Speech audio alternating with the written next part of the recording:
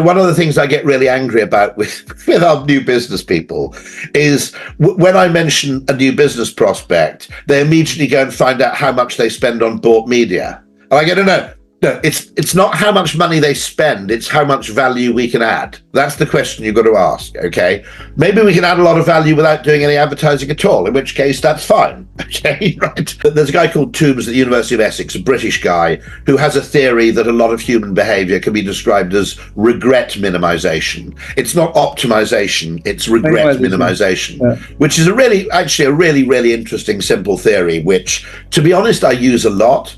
Because the other thing I say about marketing is you're always about adding positives, and you need to spend much more time in marketing removing negatives. I think for the one brand that I admire a lot is Red Bull. Oh, Red Bull, okay. Why? Because they really changed. A long time ago, they started doing content. And now I think they make more money on content than selling Red Bull's products. Oh, I didn't know that, really? Yeah, because they have an X Games, they create contents for TVs, they have channels. They become this brand that put the man in the space, jump in a parachute to beat the records, or the first man that crossed the sound speed. And they have people chasing records. I think this I admire because they just went in another, like I tell, there's another door, another format. You don't see commercials, Red Bull. We don't see too much like, oh, Red Bull now, like this is 2 or more caffeine, you can have 3 times more. They don't see it. But it's a very desirable brand. It's in the helmets, in the F1, in all the extreme sports that connect to the brand. I think this is one I'm very jealous of. We were working with one client that sold insurance, and they were trying to get their customers to buy more insurance. And often what happens when you buy insurance is you check it off your list and you just don't ever want to go back to it, right? It's a difficult thing. It's just something you don't want to think about. And so we redid their direct mail piece to infuse it with behavioral science. And one of the things that we did that was really critical is we put in a chart, or a graph, I should say. And at one end of the graph was $0. That was the least insurance you could possibly have. And at the other end was 3 million. That was the most this particular company sold. And then we showed the recipient where they were on the chart, and it was always left of center. So if they sold up to $3 million of insurance, we only sent this message to people who had less than 1.5 million. They were going to always be left of center. And we did this because we wanted to trigger something that Dr. Robert Cialdini refers to as the pull of the magnetic middle. And it's this idea that for the most part, people don't like to be lagging behind, nor do they like to be out on the bleeding edge. They feel more safe, more comfortable somewhere in the middle. So by showing people where they were, at a glance, they would realize that they were a little lagging behind. They weren't in that safe middle spot because they were left of center. And we didn't expect that they would all rush over and increase their insurance so that they're at the full 3 million mark. But we did hope, our hypothesis was that they would move closer to the center, and they did. We saw a 459% increase over the control, and in this case, that increase was measured in sales because this was a sell-off-the-page kind of insurance product. So it's ways like that we quantify the success of these efforts and point to the fact that it would be money well invested for clients to begin to embrace behavioral science and infuse it in their marketing communications. Performance marketing has become a big thing. I mean, all of that is very rational in terms of you put this in and you get this out. But here's the problem. That's what's happening on the corporate side. That's not how the human brain works. The human brain has not gotten more rational. The human brain is driven by our instinctive emotional responses. The large proportion, some say over 90% of instinctive responses that we have in our body, most of which our conscious brain does not even recognize, over 90% that our conscious brain doesn't recognize is happening. And what's going on there is our bodies are reacting to stimulus. And there's something called approach avoidance motivation theory, which says that we gravitate toward the things that make us feel good, and we pull away from the things that make us feel bad, and for everything else, we're largely indifferent. So while corporations might be asking their CMOs to get more rational, the human brain hasn't changed, and we still gravitate toward the things that make us feel good and pull away from the things that make us feel bad. I think the key central thing will be music to your ears because you are an insight expert. It's really finding a penetrating human insight or attention that the brand could play to address to. And that tension will change according to times, right? And it will change according to cultural situation. What differentiates the great campaigns I did and also great campaigns I did is basically this factor. And then is about the bonus of the brand on really having that, a right to win, and the bonus of the execution on addressing this tension head on and orchestrate a plan that meets that needs. Right execution. Yeah. And I think what's making us very, our craft of marketing tougher now with technology is attention. Attention, yeah, true. With all the complexities on technology and the way media, right? So that makes it even important if your campaign is rooted on a great cultural human tension, and the idea is so bold and differentiated that helps you cut through the clutter, then you have a winner. There's a very famous Harvard article that talks about the importance of human decision making in the age of AI, and I read it. I totally agree, because AI works on training data, right? But it cannot deal with nuances. We talked about cultural nuances. If that data doesn't have it, it doesn't factor that in, right? It will not also do very well with unexpected changes, right? So that's where human judgment comes in, the human ability to prime AI that comes from a human, right? The human ability to make judgments, that's all very important. So, I think, there's a lot, before AI there was data. So there's, the last decade that we've always been talking about technology. And maybe companies have this temptation to buy the next new shiny thing, right? But beyond that technology, perhaps what really differentiates a creative brand is the fact that, do you know human psychology? Because if you know human psychology, you can, join the dots, as how we like to call it, right? You can also apply that level of creativity on top of the science that you might get out of data, because we truly believe that marketing is a marriage of art and science. I think you need to be curious of everything. So the first thing is not feed your mind with advertising.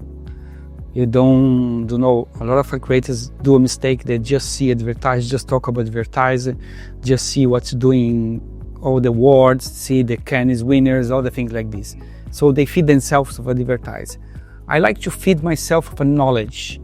So I like to learn about parenting. I like to learn about the future of AI. I like to learn about behaviors. I like to watch things. I like to see things, interesting stories. Everything that you bring to you is going to make a difference. Otherwise, you're going to replicate formulas. For example, I like to listen a lot of podcasts. My lunchtime, I watch TED Talks, for example, about neuroscience, about, happiness, about, business, about the women, about the discovery, about everything.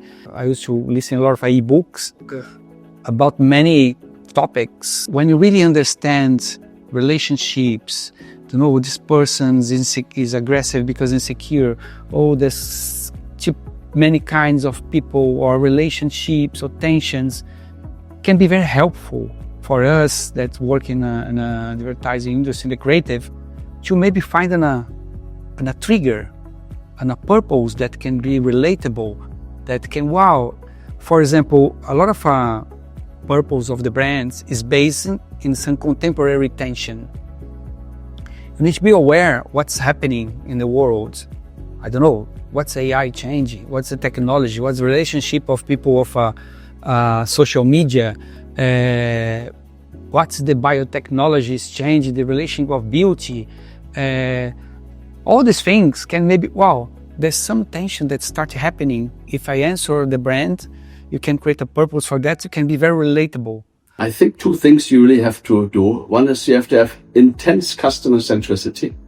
So learn how to understand customers and how to sense customers, including the stuff they don't tell you and don't show you. So you have to really understand, why do people have certain customer journeys, make certain decisions, have certain perceptions and impressions. So this customer centricity is critical. So listening and observation is critical. And the other is, I think you really need a what we call a customer journey sort of focus. You have to understand customer journeys really well. And then the last one is, technology will eat everything else going forward. So if you're not good with technology, I mean, if you want to be in the Hermes luxury end space, that's fine, but then you have to be really at the top of the game there. So the craftsman who puts your Patek Philippe together, or the craftsman or who is involved, let's say, in selling Hermes in a shop, they have to be really at the high end of their game. So you either can really go really high end if you have a passion for something, or if not, what really will explode is the scalable part of the market. A wise man taught me when I was a aspiring eager beaver to say, always try and remember what the boss 2 levels above you will be thinking about. Because in every role, you could argue that there is a transition of balance between short term and long term. At the entry level, you'll probably be very focused on short term because you need to deliver this by this quarter, you need to deliver by this week. But as you get to a senior level, CEO and a board level, your lens is a lot longer term. Okay. So at whichever part of the career you're in, if you are always thinking what is your boss and your boss's boss thinking, that will help you calibrate a little bit. Of course, the ability to deliver the quarterly and the monthly results is key, because if you don't have the results today, it's hard to do it. Wow. So that balance is always difficult. Every industry is different. Every company at different life stage of the company is different. So while there isn't a straight answer, the rule of thumb I always use that says, well, I need to do this and this is how I will balance the resource, then what would my boss and what would my board be thinking? And then I calibrate from there. Oh, wow. So if you want to become as important and liked and recognized by the CEO, number one, become more strategic, think broader, right? So that's why I had the 3 V's: value, customer value proposition, and how to deliver the value proposition. Right? Number 2, become cross-functional. And number 3, become more bottom line oriented. So when they tell me what course should I take, I said, please take a finance course. Often than not, through the experience I had, it's, having an intentional storytelling internally is actually more important than the external front. Because it buys you freedom, it buys you commitment to really do the things you want to do, the impact around what you stand for in terms of the brand and the business and the teams that you impact on.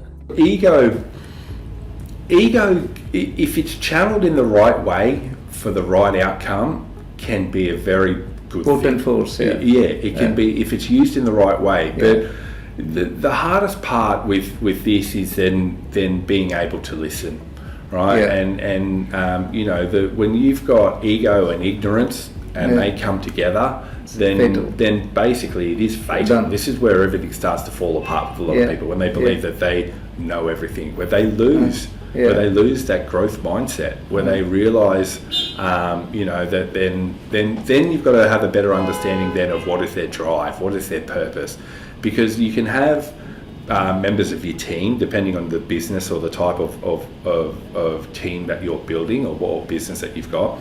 You can have people that have got great egos if part of that project or part of that plan is predominantly sales and they're producing results. But if you've got a bunch of people, high functioning people that have got big egos and no one's moving in the same direction, then you've got to have you've got to be smart enough to realise, well, where are things going right and where are things going wrong? Yeah. And you know, like I said, when ego and ignorance come together, that's where you have a lot of problems. Look, I'm a big believer that things happen in life for a reason. You know, and it's like everything, right? We can always have a direction and a path or a vision of where we want to go. That journey from point A to point B is going to come with so many ups and downs throughout that whole process. You know, I think what I've learned most about that journey in particular is yeah, you know, I've experienced some amazing highs and I've done some amazing things throughout my career, but I've also experienced some some terrible lows, right? And some things that most people probably wouldn't want to get exposed to. And, you know, as I go further along in life, I realise that a lot of people actually have been exposed to. But the most important thing is, how do you get back and you bounce back? And that's the most important thing, because, you know, I hate to use sport as the analogy, but this is the life lessons I learned in sport is what I've applied and made applicable to the things that I go through in life. You know, and I'll share 5 points with you a little bit later, but, you know, and there's a lot of stories as well, anecdotal stories of things that I've learned along the way from great athletes and great coaches that we'll also discuss today. But, you know, one of the best things that I sort of learned is that, you know, as my coach said to me, is that always be good to the people you pass on the way up, because they're going to be the first people you pass on the way back down. Right? And then on top of that, it's like recognizing and realizing that life does just go on. Right? Like, you know, I used to say as I say to a lot of athletes and to parents as well, is that at the end of the day, the sun is always going to shine. Right? There's a pretty good chance that the sun is going to rise again the next day. Right? So it's, what are we doing today to be able to make the most of the opportunity that we have today?